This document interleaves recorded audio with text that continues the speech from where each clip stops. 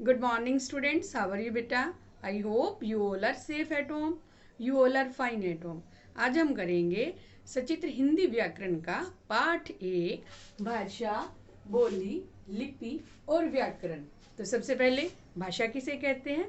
भाषा वह शास्त्र है या वह माध्यम है जिसके द्वारा हम अपने विचारों को बोल करके या लिख करके दूसरों तक पहुंचाते हैं, वही भाषा कहलाती है। अर्थात भाषा के दो रूप हैं, मौखिक भाषा और लिखित भाषा।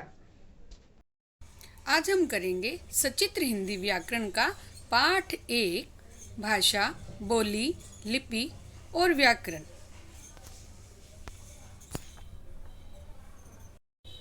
पाठ के मुख्य केंद्र बिंदु हैं भाषा, बोली, लिपि और व्याकरण।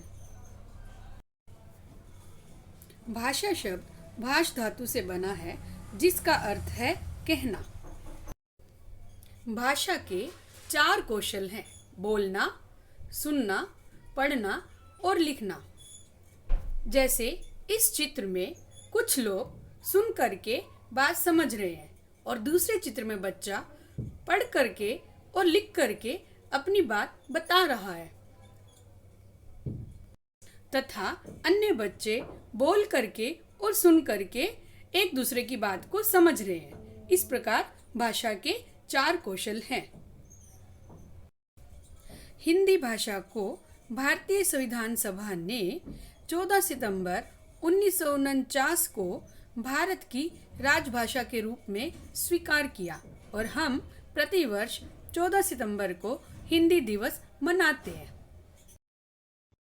अब हम करेंगे बोली किसे कहते हैं। भाषा का क्षेत्रीय रूप अर्थात जो एक सीमित क्षेत्र में बोला जाता है वह बोली कहलाता है। फॉर एग्जाम्पल हम बात करें, जैसे हरियाणा में हरियाणवी हरियाणा के कुछ सीमित क्षेत्रों में बोली जाती है, ये पूरे हरियाणा में नहीं बोली जाती, तो हरियाणवी एक बोली है, भाषा नहीं। और दूसरी तरफ हम बात करें हिंदी भाषा की, हिंदी भाषा भारत के अधिकांश क्षेत्रों में बोली जाती है, तो यह एक भाषा है।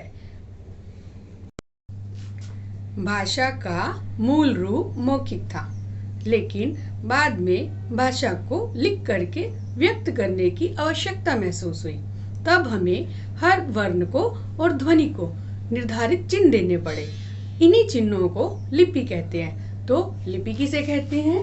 प्रत्येक वर्ण को लिखने के लिए निर्धारित चिन्हों को ही लिपि कहते हैं। और हर भाषा की अपनी एक अलग लिपि होती है। जैसे हिंदी की लिपि देवनागरी है, अंग्रेजी की रोमन, उर्दू की फारसी और पंजाबी की गुरमुखी है। व्याकरण किसे कहते हैं?